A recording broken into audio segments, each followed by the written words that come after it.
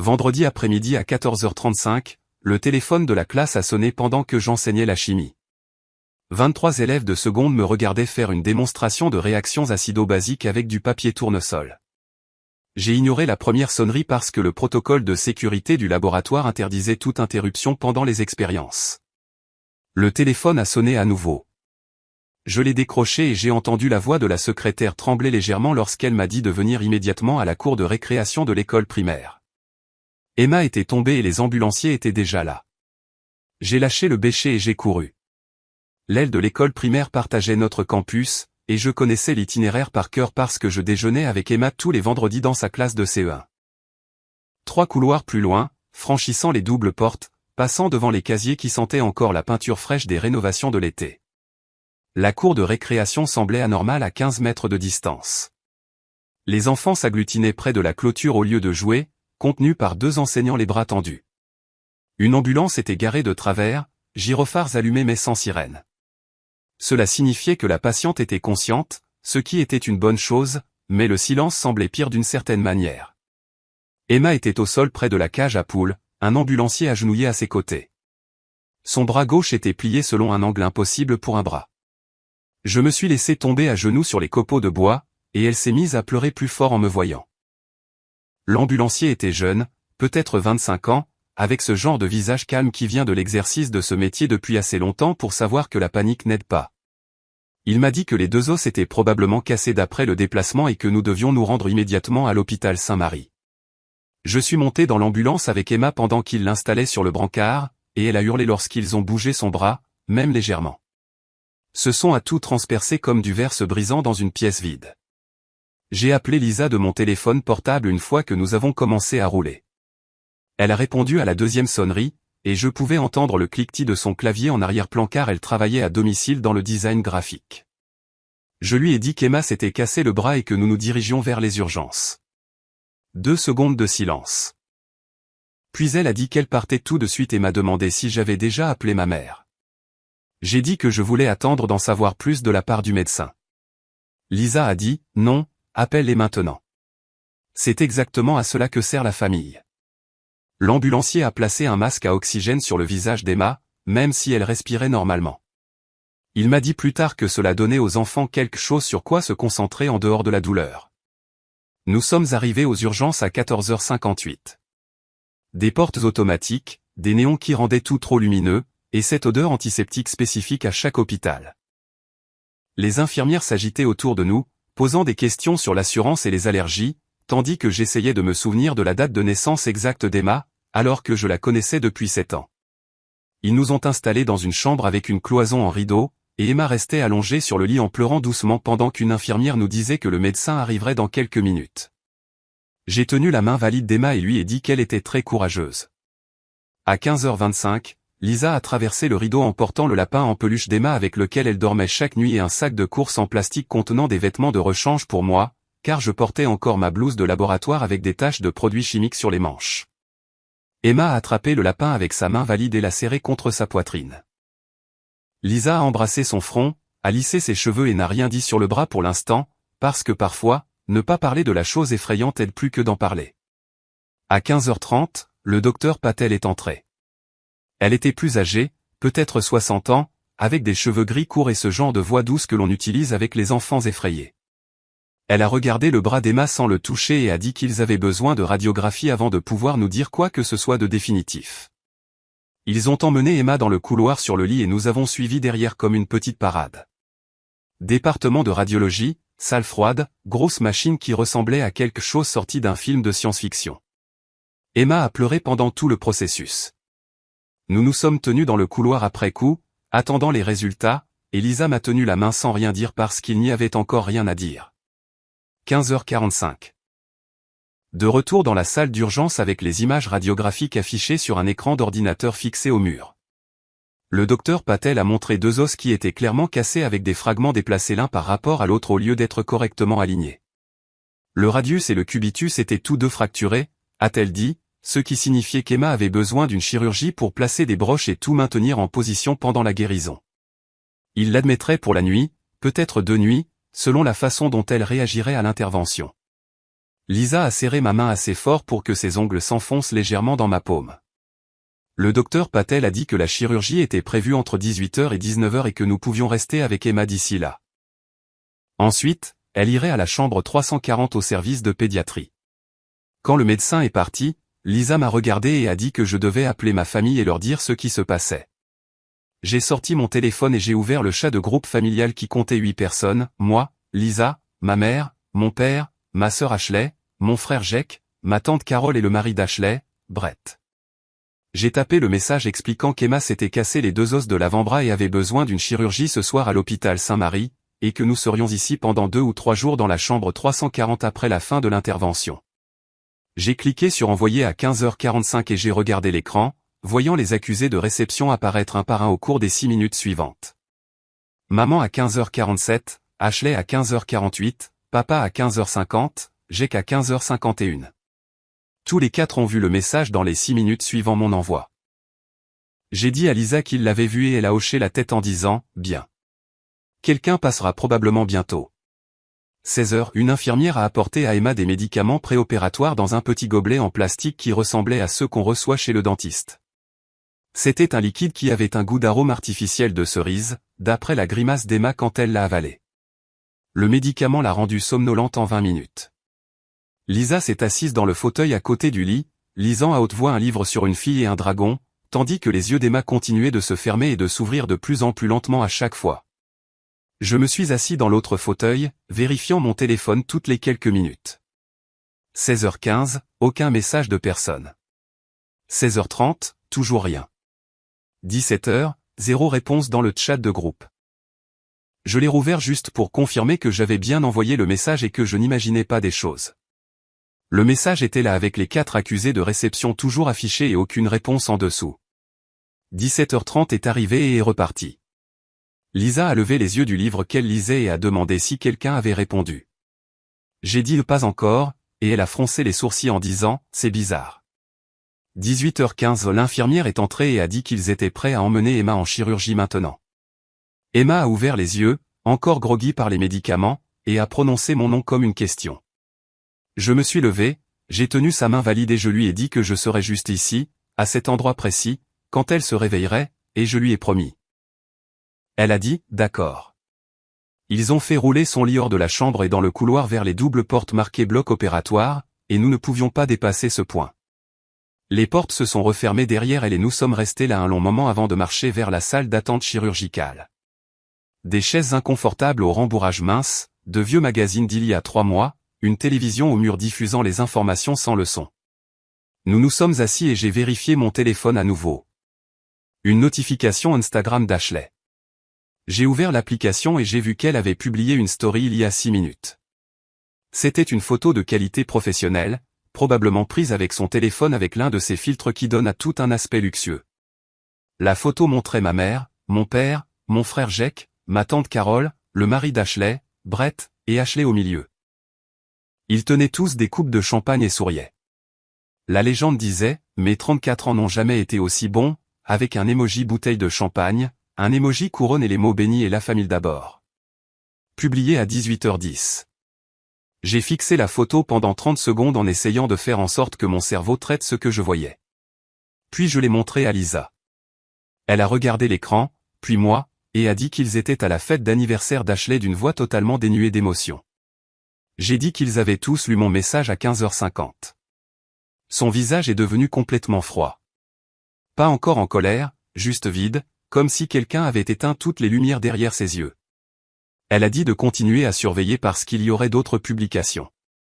Elle avait raison. 18h45, une nouvelle story publiée. Vidéo d'un gâteau d'anniversaire avec des bougies allumées et tout le monde chantant en arrière-plan. Je pouvais voir le visage de ma mère dans le coin de l'image en train de rire. 19h05, une autre photo, mon père debout, son verre de vin levé en plein toast. La légende disait, meilleur discours de papa de tous les temps, avec un emoji qui pleure et un emoji cœur. 19h20, une photo de groupe qui semblait composée professionnellement avec tout le monde rassemblé de près. Ashley était devant, la main sur la poitrine, souriante. La légende disait, mon véritable système de soutien, avec un emoji cœur rouge. Lisa a vu celle-là et a dit, qu'est-ce que ça veut dire, bon sang? J'ai dit que je ne savais pas. J'ai rangé mon téléphone et j'ai fixé le mur. Lisa a posé sa main sur mon genou et m'a dit de ne pas le faire. J'ai demandé de ne pas faire quoi? Elle a dit de ne pas encore leur chercher d'excuses. Je n'ai pas répondu à cela. 20h30. La chirurgienne est sortie, portant toujours sa tenue de bloc avec son masque abaissé autour du cou. Elle nous a dit que l'opération s'était bien passée et qu'ils avaient placé des broches dans le radius et le cubitus. Emma aurait besoin d'un plâtre pendant 6 à 8 semaines. Elle était en salle de réveil maintenant et devrait être réveillée dans environ 30 minutes. 21h15, une infirmière est venue nous chercher et nous a conduits vers la zone de réveil. Une petite salle divisée par des rideaux avec Emma dans le deuxième lit, les yeux mi-clos, un plâtre allant de son coude au bout de ses doigts en violet vif parce que c'était sa couleur préférée. Elle a dit « Maman et papa » d'une petite voix. Lisa a été immédiatement à ses côtés, lui disant que nous étions tous les deux là. Emma a dit que ça faisait mal, et l'infirmière a ajusté quelque chose sur la perfusion et a expliqué que c'était le médicament contre la douleur qui faisait effet. Les yeux d'Emma se sont un peu plus focalisés et elle a regardé autour de la petite zone de réveil comme si elle essayait de comprendre où elle se trouvait. Puis elle a demandé où était grand-mère. Lisa m'a regardé et j'ai senti quelque chose se briser dans ma poitrine. J'ai dit à Emma que grand-mère n'avait pas pu venir ce soir. Emma a dit « Oh, d'accord » et a refermé les yeux. Ils l'ont transférée dans la chambre 340 vers 22h au service de pédiatrie, où tout était plus calme avec des lumières tamisées et des infirmières qui marchaient avec des chaussures à semelles souples qui ne faisaient pas de bruit. Lisa s'est recroquevillée dans le fauteuil à côté du lit d'Emma et a tiré une fine couverture d'hôpital sur elle. Elle s'est endormie en quelques minutes car elle était restée éveillée et anxieuse pendant 7 heures d'affilée. Je me suis assis dans l'autre fauteuil et j'ai vérifié mon téléphone à nouveau. Toujours 0 message de ma famille dans le chat de groupe. J'ai tapé un autre message disant qu'Emma était sortie de chirurgie et qu'elle allait bien. Envoyé à 22h12. J'ai regardé l'écran. L'accusé de réception d'Ashley est apparu à 22h15. Aucune réponse n'a suivi. J'ai rouvert Instagram et j'ai vu qu'Ashley avait posté quelque chose de nouveau à 22h22. Une photo d'elle prise sur le vif en train de rire avec un éclairage professionnel, probablement prise par Brett. La légende disait « Meilleur anniversaire de tous les temps ». Merci à tous ceux qui l'ont rendu spécial, avec un emoji cœur et un emoji coupe de champagne. Déjà 47 mentions j'aime. Les commentaires en dessous disaient des choses comme « Tu le mérites, reine, tellement heureuse pour toi, et magnifique comme toujours ». J'ai pris une capture d'écran de cette publication et une autre capture d'écran de la photo de groupe avec la légende sur son véritable système de soutien. Ensuite, j'ai pris une capture d'écran de mon message avec tous les accusés de réception montrant les heures exactes auxquelles tout le monde l'avait vu.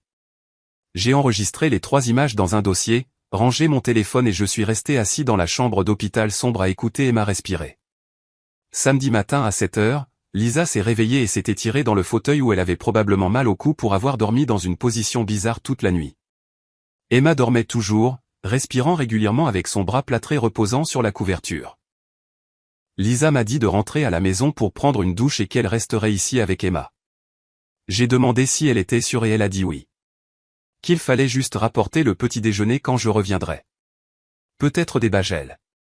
Je me suis levé et j'ai embrassé le front de Lisa et j'ai regardé Emma une dernière fois avant de partir. J'ai conduit jusqu'à la maison à travers les rues vides du samedi matin et la maison semblait étrange quand je suis entré. Trop calme, trop normal, comme si rien ne s'était passé au cours des 16 dernières heures. Je me suis douché, j'ai mis des vêtements propres et je suis resté debout dans la cuisine pendant 1 minute entière, ne sachant pas trop ce que je devais faire ensuite. J'ai vérifié mon téléphone. Le chat de groupe n'avait toujours aucun nouveau message. J'ai ouvert Instagram et j'ai vu que ma mère avait posté quelque chose à 23h30 hier soir. Une photo de la fête la montrant en train de serrer Ashley dans ses bras avec une légende qui disait « Ma belle-fille » et un emoji cœur rouge. La femme de Jake avait posté une photo de groupe montrant tout le monde à table avec des assiettes à dessert visibles devant eux. Chaque publication avait le lieu tagué comme Bissimo Restaurant. Je suis resté assis dans ma voiture dans l'allée pendant 10 minutes, fixant mon téléphone et faisant défiler les publications, essayant de comprendre comment tous les 6 pouvaient voir mon message concernant l'opération d'urgence d'Emma et ensuite passer toute la nuit à une fête d'anniversaire en publiant des photos en ligne. Je n'arrivais pas à lui trouver un sens. Je suis retourné à l'hôpital en m'arrêtant à la boutique de bagels en chemin.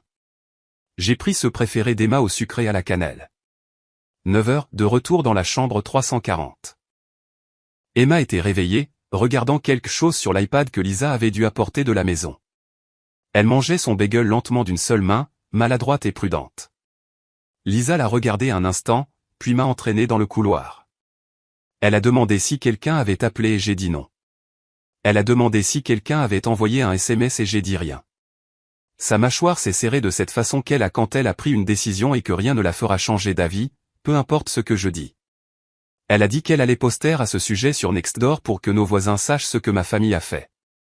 J'ai commencé à prononcer son nom comme si j'allais argumenter, mais elle m'a coupé.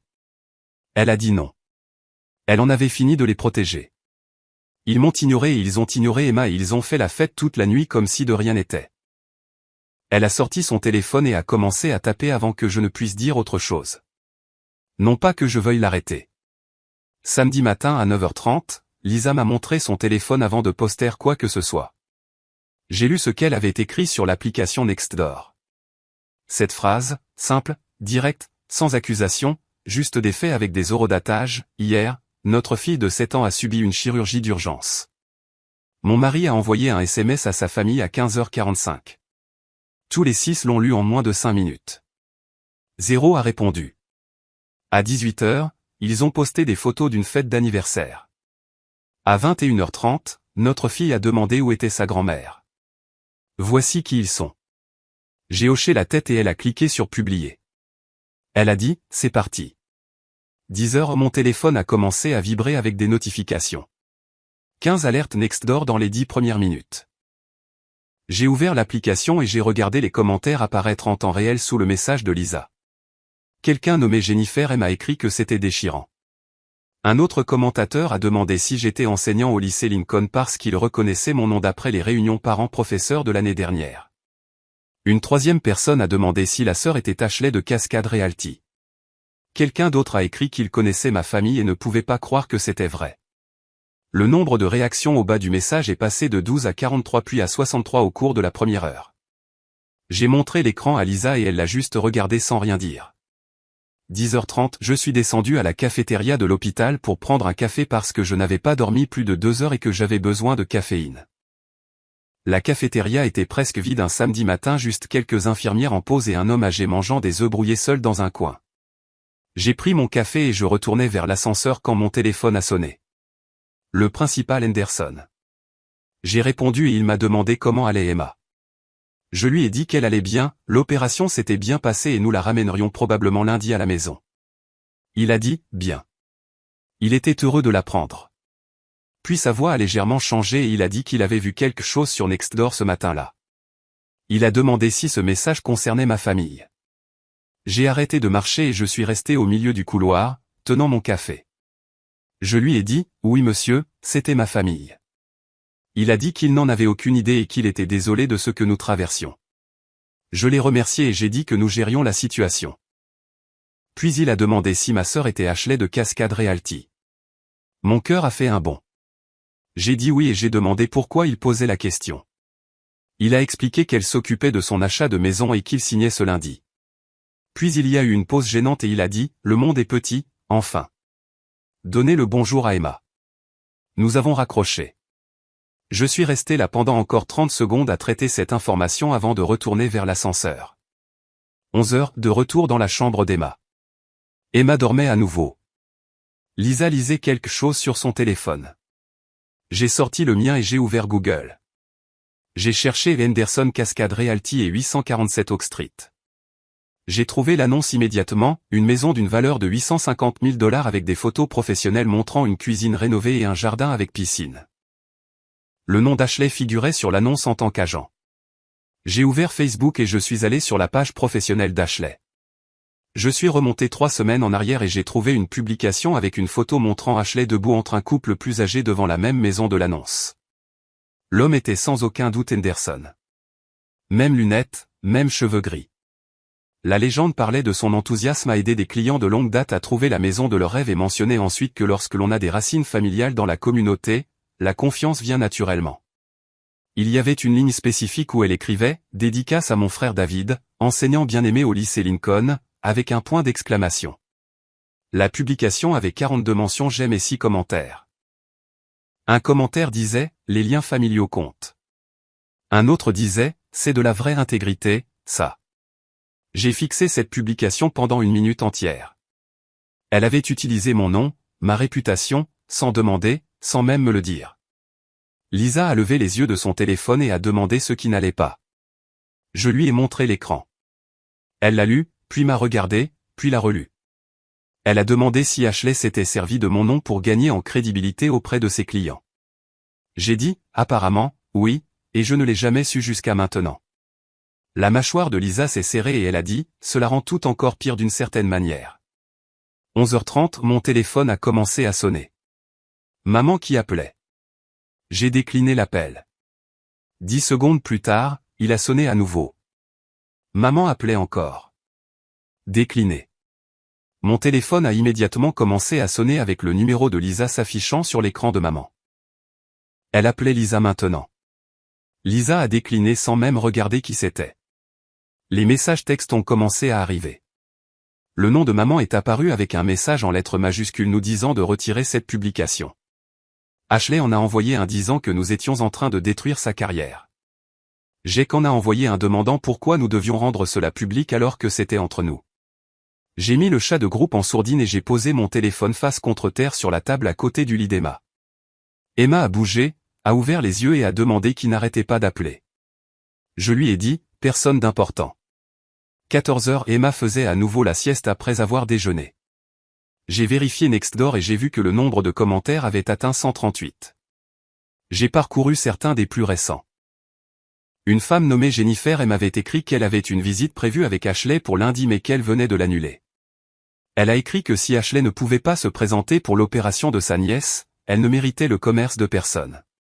Quelqu'un a répondu en disant, idem, ils ont annulé la leur aussi. Une autre personne a commenté que le caractère compte au moment de choisir avec qui travailler. J'ai pris une capture d'écran et je l'ai envoyée par SMS à Lisa sans rien dire. Elle a regardé son téléphone, l'a lu et a répondu par SMS que ça commence. Samedi soir vers 18h. Emma était réveillée et regardait un film sur l'iPad. Lisa brossait soigneusement les cheveux d'Emma en contournant la ligne de perfusion qui était toujours dans son bras valide parce qu'il voulait la garder jusqu'à la sortie le lendemain matin. J'étais assis dans le fauteuil du coin, cherchant le nom d'Ashley sur Google combiné avec des avis. J'ai trouvé sa page Yelp pour son entreprise immobilière. J'ai passé les avis 5 étoiles de clients satisfaits jusqu'à ce que j'arrive à ceux de 2 et 3 étoiles que les gens ne laissent généralement que lorsque quelque chose ne va pas du tout. Un avis d'il y a 6 mois donnait 2 étoiles. L'auteur écrivait qu'Ashley était génial et attentif jusqu'à ce que leur vente échoue à cause de problèmes d'inspection. Après cela, Ashley les a blâmés de lui avoir fait perdre son temps et a cessé de répondre aux appels. Très peu professionnel quand les choses ne tournent pas à son avantage. Un autre avis d'il y a 8 mois donnait 3 étoiles, il disait qu'Ashley semblait plus intéressé par sa commission que par le fait de leur trouver la bonne maison et qu'il s'était senti pressé lors des visites. À ne pas recommander. J'ai dit à voix haute qu'Ashley avait de mauvais avis. Lisa a demandé, vraiment? J'ai dit, pas beaucoup, mais il y a définitivement une tendance à ne pas bien gérer les revers. Lisa a dit, ça lui ressemble bien. Dimanche matin à 10h, le docteur Patel est entré et a dit qu'Emma s'en sortait très bien. La douleur était bien gérée avec les médicaments et nous pouvions la ramener à la maison. Lisa a emballé toutes les affaires d'Emma pendant que je signais les documents de sortie. L'infirmière a retiré la perfusion d'Emma et nous a donné une ordonnance pour des analgésiques et des instructions pour l'entretien du plâtre. J'ai porté Emma jusqu'à la voiture parce qu'elle était encore un peu sonnée par les médicaments mais souriante. Elle a demandé si nous pouvions prendre de la glace sur le chemin du retour. Lisa a dit, après le déjeuner, mon cœur. Le trajet vers la maison a été calme et paisible. Emma s'est endormie dans son siège auto en moins de 5 minutes. J'ai vérifié mon téléphone à un feu rouge et j'ai vu 47 appels manqués de divers membres de la famille depuis hier matin. Je n'ai écouté aucun des messages vocaux. Dimanche après-midi à 15h. Emma faisait la sieste sur le canapé à la maison. Mon téléphone a vibré avec un SMS du principal Henderson. Le message disait qu'il avait réfléchi à tout ce qui s'était passé vendredi et demandait si nous pouvions nous parler lundi matin avant le début des cours dans son bureau à 7h30. J'ai répondu par SMS, bien sûr. Il n'a pas expliqué de quoi il voulait parler. Lisa m'a demandé ce que je pensais qu'il voulait, et j'ai dit que honnêtement je ne savais pas, mais je savais. Quelque part au fond de moi, je savais exactement de quoi il voulait parler. Dimanche soir vers 18h. SMS de ma cousine Mélissa, qui vit en Californie et n'était pas à la fête d'anniversaire. Elle a demandé comment allait Emma et si elle allait bien. Puis elle a ajouté qu'Ashley l'avait appelée plus tôt, paniquée par des clients qui annulaient et demandant ce qui s'était passé. J'ai répondu par SMS qu'Emma allait bien et merci de demander. Quant à Ashley, elle n'avait qu'à lui demander directement. Mélissa a répondu en demandant s'il était vrai que j'avais monté la ville contre Ashley.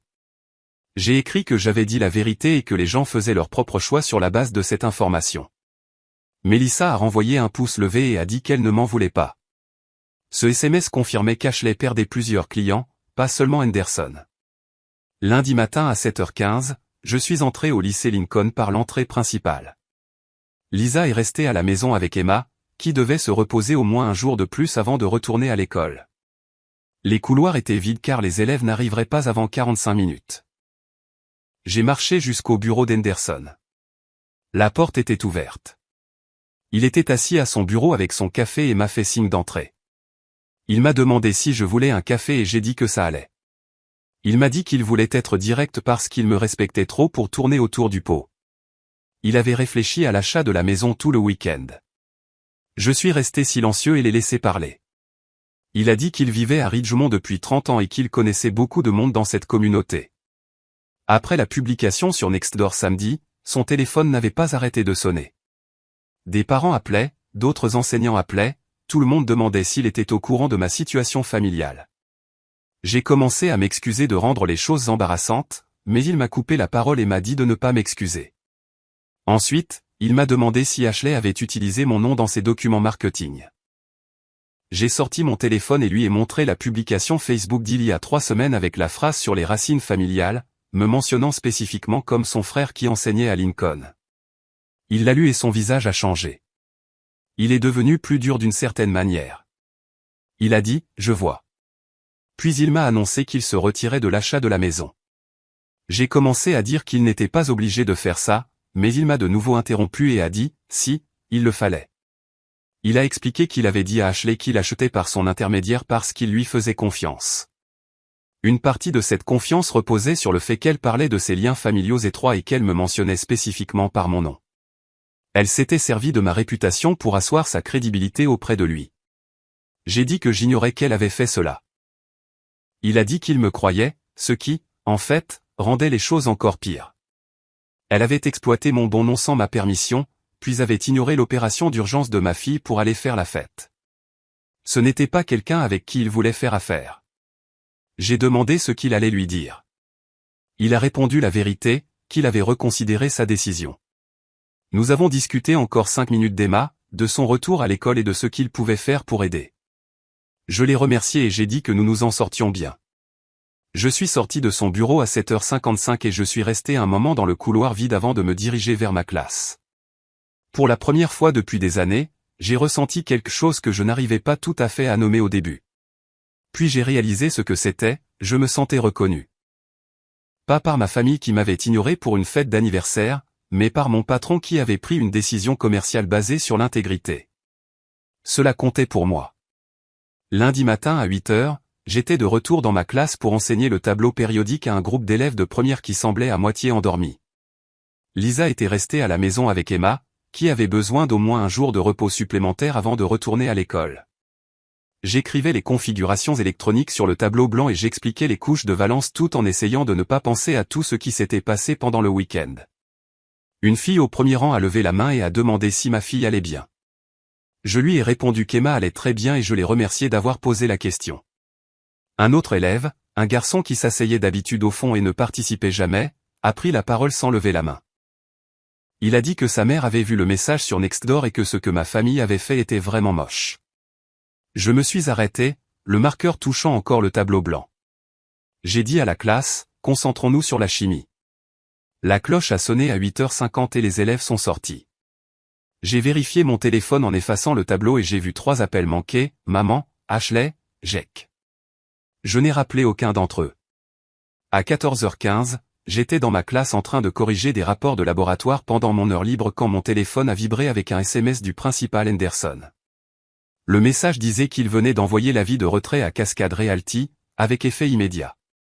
J'ai répondu en le remerciant de me l'avoir dit. Il a répondu en disant que je ne lui avais pas demandé de faire cela et qu'il voulait que ce soit clair.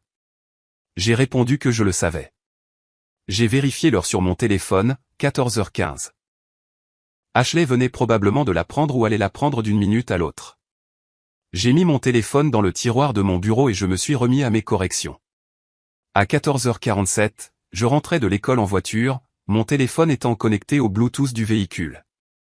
Le nom d'Ashley est apparu sur l'écran du tableau de bord avec un appel entrant. Je l'ai refusé. 10 secondes plus tard, Ashley a rappelé.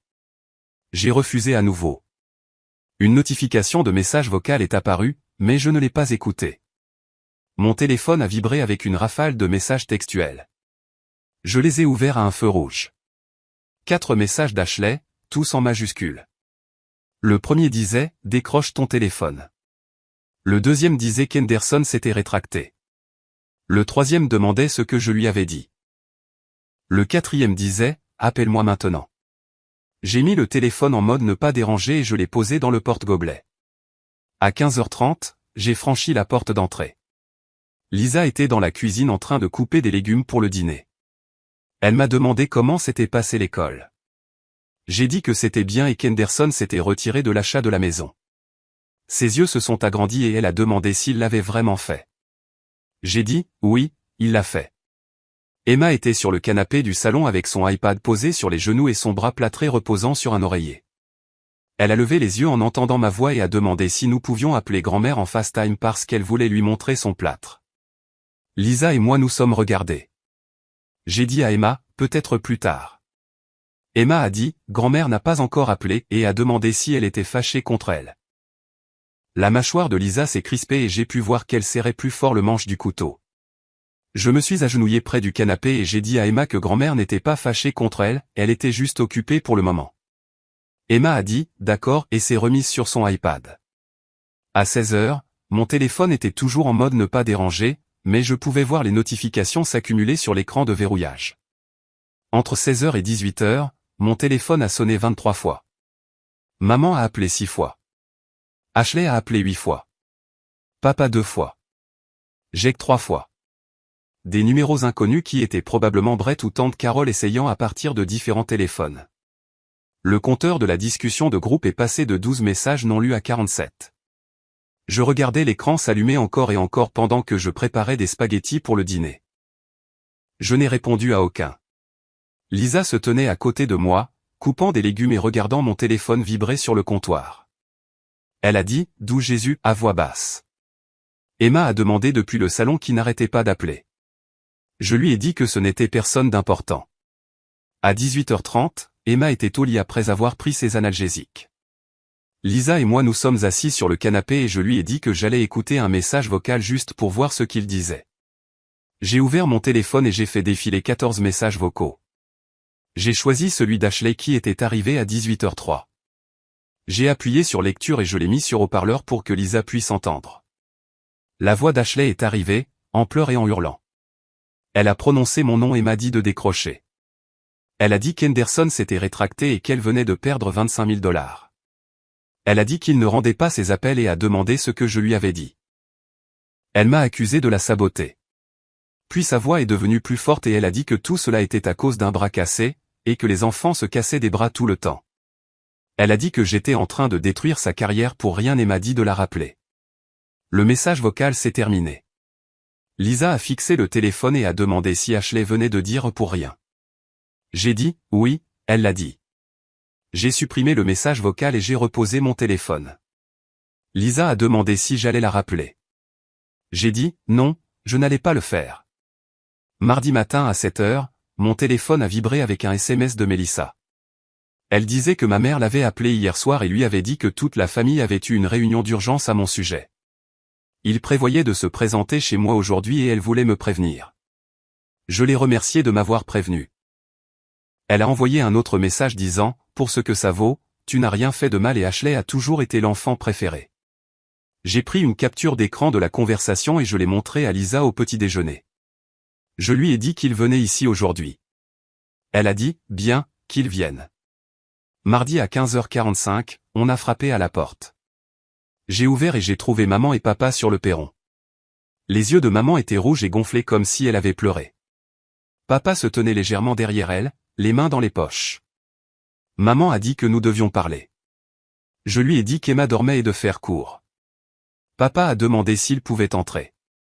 Je n'ai pas bougé de l'embrasure de la porte. Maman a dit, s'il te plaît, Ashley est dévastée. Je lui ai dit qu'Emma m'avait demandé hier pourquoi grand-mère ne l'avait pas appelée. Le visage de maman s'est décomposé et elle a commencé à dire qu'elle allait appeler, mais je lui ai coupé la parole. Je lui ai dit que cela faisait 4 jours depuis l'opération d'Emma vendredi soir et qu'elle n'avait pas appelé une seule fois. Papa a dit qu'il n'avait pas réfléchi, et je l'ai interrompu pour dire, c'est ça, exactement. Ils n'ont pas réfléchi. La voix de maman est devenue plus aiguë et elle a dit qu'Ashley avait perdu une énorme commission à cause de ce que j'avais dit à Henderson. J'ai dit que je lui avais dit la vérité quand il m'avait demandé si la publication de Lisa était exacte. Papa a dit que j'aurais pu mentir pour protéger ma sœur. J'ai demandé pourquoi je devrais la protéger alors qu'elle n'avait pas protégé ma fille. Maman a dit qu'Ashley avait fait une erreur et sa voix tremblait. J'ai fait un pas en avant et ma voix est sortie basse et contrôlée. Je leur ai dit qu'une erreur, c'est oublier d'appeler ou arriver en retard. J'ai dit qu'Ashley avait fait un choix, et qu'ils l'avaient tous fait, quand ils ont choisi une fête d'anniversaire plutôt que l'opération d'urgence d'une enfant de 7 ans. Maman a insisté sur le fait qu'ils ne savaient pas que c'était si grave. J'ai sorti mon téléphone et j'ai ouvert la discussion de groupe familial. J'ai remonté jusqu'à vendredi à 16h17 et je leur ai montré l'écran, une photo d'Emma dans son lit d'hôpital avec son bras dans une attelle temporaire et des larmes sur son visage. La légende en dessous disait, entre en chirurgie dans 2 heures, elle a peur. Maman a fixé la photo et a commencé à pleurer. Papa s'est penché pour regarder et a dit, ils n'ont pas vu ça. Je leur ai dit, non, ils n'ont pas regardé. Ils sont restés là encore 1 minute, ne sachant que dire. Puis ils se sont retournés et sont repartis vers leur voiture sans dire au revoir. J'ai fermé la porte. Mardi soir vers 19h, Emma regardait un film avec Lisa et j'étais dans la cuisine faisant semblant de ranger après le dîner, mais en fait je cherchais le nom d'Ashley sur Google pour voir ce qui se passait. J'ai trouvé le groupe Facebook de la communauté de Ridgemont et j'ai fait défiler les publications récentes. Quelqu'un avait publié quelque chose il y a 4 heures avec 237 réactions. Le message disait, si vous cherchez un agent immobilier, évitez peut-être quelqu'un qui sèche les urgences familiales pour des fêtes d'anniversaire. L'intégrité compte. Il y avait 143 commentaires en dessous. Quelqu'un a écrit qu'il en avait entendu parler et que le message sur Nextdoor était brutal. Une autre personne a dit que le frère d'Ashley était enseignant à Lincoln, que c'était un type bien, et qu'elle se sentait mal pour lui. Un 3e commentaire disait qu'Ashley avait utilisé le nom de son frère pour sa crédibilité puis avait laissé tomber son enfant. J'ai pris une capture d'écran et je l'ai montrée à Lisa. Elle l'a regardée et a dit, c'est hors de nos mains maintenant. Mercredi matin, Emma mangeait des céréales à la table de la cuisine et me regardait préparer le café. Elle a prononcé mon nom et j'ai demandé ce qu'il y avait. Elle a demandé pourquoi grand-mère n'était pas venue à l'hôpital vendredi dernier. Je me suis assis en face d'elle et je lui ai dit la vérité de la manière la plus simple possible. J'ai dit que grand-mère avait fait un mauvais choix et était allée à la fête de tante Ashley à la place. Emma a dit, oh, puis a demandé si la fête était plus amusante que de lui rendre visite. Ma poitrine s'est serrée. Je lui ai dit, non. Rien n'est plus amusant que d'être avec toi. Elle a demandé, alors pourquoi grand-mère y est-elle allée? J'ai répondu, je ne sais pas, ma puce. Emma est restée silencieuse un long moment tout en remuant ses céréales dans le bol. Puis elle a dit qu'elle pensait ne plus vouloir voir grand-mère. Lisa se tenait dans l'encadrement de la porte et j'ai vu ses yeux commencer à se mouiller. Mercredi à 16h, on a frappé agressivement à la porte d'entrée. J'ai ouvert et Ashley était là. Elle avait une mine affreuse, cheveux sales, cernes sous les yeux, les mêmes vêtements qu'elle portait probablement hier. Elle a dit que nous devions parler. J'ai dit, non, pas besoin. Elle m'a bousculé pour entrer dans la maison sans attendre la permission. Lisa est sortie de la cuisine et a dit, pardon? Ashley a commencé à hurler. Elle a dit que j'avais ruiné sa carrière et qu'Henderson était sa plus grosse vente de l'année. Elle a dit qu'elle avait versé un acompte pour une BMW et que maintenant Henderson ne répondait même plus à ses appels. Je suis resté calme et je lui ai dit qu'il avait fait un choix. Elle a dit que oui, parce que je l'avais empoisonné contre elle. J'ai dit que j'avais répondu honnêtement à une question. Elle a crié que j'aurais pu mentir. Lisa s'est interposée entre nous et a dit à Ashley de sortir de chez nous. Ashley a pointé Lisa du doigt et a dit que c'était sa faute à cause de ce message sur Nextdoor. Lisa a dit que le message disait la vérité et qu'Ashley avait ignoré l'opération de sa nièce pour aller faire la fête. La voix d'Ashley est montée encore plus fort et elle a dit « C'était mon anniversaire ». Alors la petite voix d'Emma est venue de l'escalier, disant « Maman ». Tout le monde s'est figé. Emma se tenait sur la 3e marche, son bras plâtré contre sa poitrine et un regard effrayé sur le visage. Ashley l'a vue et son expression a changé, elle est passée de la colère à autre chose, peut-être de la culpabilité ou du choc. Elle a dit le nom d'Emma et l'a appelée Emma chérie. Emma a reculé et s'est cachée derrière la rampe. J'ai dit « Sors d'ici » et ma voix était calme mais glaciale. Ashley a dit qu'elle voulait juste expliquer. J'ai dit « Dehors, maintenant ». Elle a regardé Emma une dernière fois, puis s'est retournée et s'est dirigée vers la porte. Je l'ai suivie et j'ai verrouillé derrière elle après son départ. Emma n'a plus posé de questions à son sujet. 6 semaines plus tard, à la mi-octobre, on a retiré le plâtre d'Emma. Le médecin a coupé la fibre de verre violette avec une petite scie qui a fait rire Emma parce que ça la chatouillait. Son bras paraissait pâle et plus petit que l'autre, avec une fine cicatrice rose le long du côté où ils avaient fait l'incision pour l'opération. La vie avait repris un nouveau rythme, Emma était de retour à l'école, Lisa travaillait de son bureau à domicile, et moi j'enseignais la chimie et rentrais dans une maison qui semblait plus calme qu'avant. Mon téléphone a sonné un mardi matin pendant que je préparais le petit déjeuner. Le nom de maman était sur l'écran. C'était la première fois qu'elle appelait en 6 semaines et que j'envisageais réellement de répondre. J'ai répondu. Elle a demandé comment allait Emma et sa voix semblait hésitante, comme si elle testait si j'allais raccrocher. Je lui ai dit qu'Emma allait bien et qu'on avait enlevé le plâtre il y a 2 semaines. La voix de maman s'est brisée légèrement quand elle a dit qu'elle était désolée de ne pas avoir été là. J'ai dit, je sais. Elle a demandé s'il pouvait rendre visite à Emma et voir comment elle allait. Je lui ai dit que je demanderais à Emma pour voir ce qu'elle voulait. Après avoir raccroché, Emma était assise à la table de la cuisine en train de colorier. Je lui ai dit que grand-mère avait appelé et voulait venir. Emma n'a pas levé les yeux de son dessin, elle a demandé « Pourquoi ?» J'ai dit que grand-mère voulait la voir et s'assurer qu'elle allait bien. Emma a continué à colorier et a demandé où était grand-mère quand elle était blessée. Je lui ai dit la vérité, à la fête de tante Ashley. Emma est restée silencieuse un long moment. Puis elle a dit qu'elle ne voulait pas encore voir grand-mère. Peut-être plus tard, mais pas maintenant. Je lui ai dit que c'était juste et qu'elle n'avait pas à faire quoi que ce soit pourquoi elle n'était pas prête. Elle s'est remise à colorier comme si la conversation était terminée. Fin octobre, j'ai reçu un SMS de Mélissa disant qu'elle avait entendu dire qu'Ashley avait changé d'agence. Cascade l'avait remerciée et elle avait commencé dans une firme plus petite avec une baisse de salaire. J'ai demandé si Ashley allait bien. Mélissa a dit que financièrement elle avait du mal et que personnellement il semblait que tout ce qu'elle avait perdu commençait enfin à la frapper. Je n'ai pas répondu à cela. Lisa a lu les messages par-dessus mon épaule et a demandé si je me sentais mal. J'ai dit « non ». Novembre a apporté les réunions parents-prof. Je suis resté tard un jeudi soir pour rencontrer les parents au sujet des notes de chimie de leurs enfants.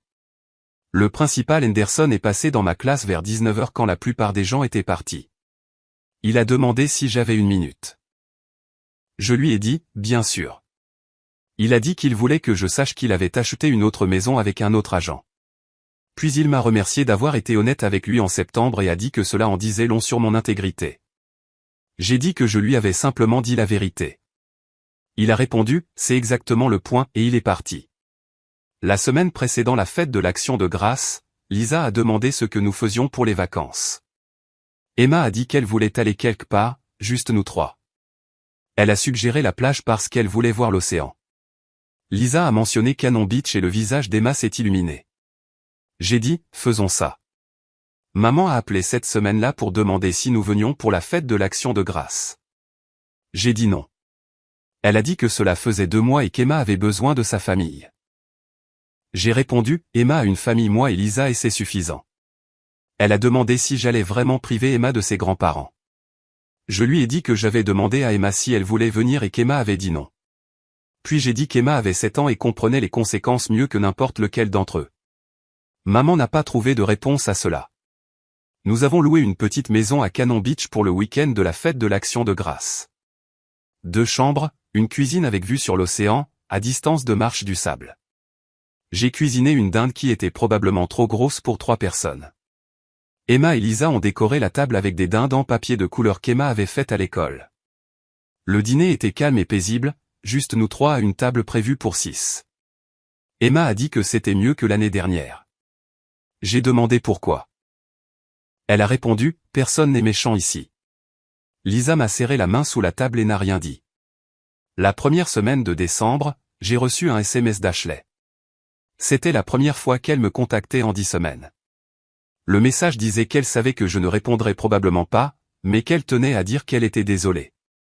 Elle a dit qu'elle aurait dû venir à l'hôpital, qu'elle aurait dû prendre des nouvelles d'Emma, et elle s'est traitée d'égoïste. Elle a dit qu'elle n'attendait pas de pardon mais qu'elle avait besoin que je sache qu'elle comprenait enfin ce qu'elle avait fait. Je l'ai lu 3 fois, je l'ai montré à Lisa, et j'ai demandé si je devais répondre. Elle a dit que c'était à moi de voir.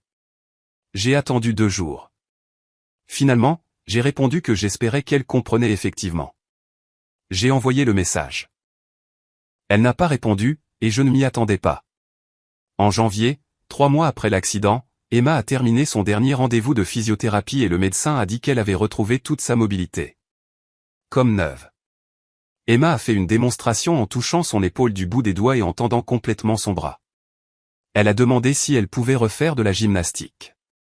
Le médecin a dit oui, mais de commencer doucement. Dans la voiture sur le chemin du retour, Emma a demandé si je pensais que grand-mère était réparée, comme son bras était réparé. J'ai demandé ce qu'elle voulait dire. Elle a demandé si grand-mère regrettait maintenant. J'ai dit que je le pensais. Emma a dit que peut-être nous pourrions lui rendre visite après son premier cours de gymnastique. J'ai dit d'accord. Un samedi après-midi de février, nous avons rendu visite à maman chez elle.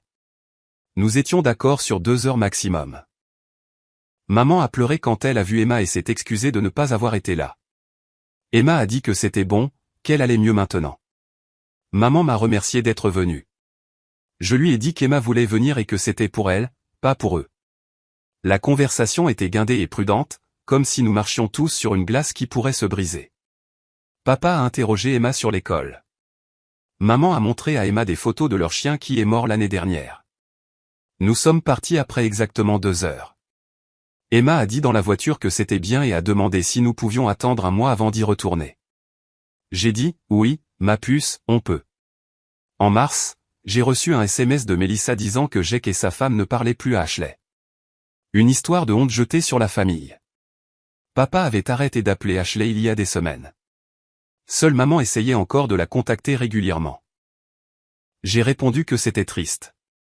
Melissa a demandé si c'était vraiment triste, étant donné qu'Ashley s'était fait ça toute seule. J'ai dit, oui, elle se l'est fait. Où t'es arrivé, 10 mois après l'accident. C'était la fête pour le 8e anniversaire d'Emma dans notre jardin. 12 enfants de l'école couraient partout. Les parents de Lisa sont venus et ont apporté des cadeaux. Les coéquipières de gymnastique d'Emma sont venues avec leurs parents. J'avais invité maman et papa. Ils sont venus et sont restés 90 minutes avant de partir juste avant qu'on sorte le gâteau. Pas d'Ashley, pas de Jake, pas de famille élargie. Emma a soufflé ses bougies pendant que tout le monde chantait et Lisa lui a demandé ce qu'elle avait souhaité. Emma a dit qu'elle ne pouvait pas le dire sinon ça ne se réaliserait pas.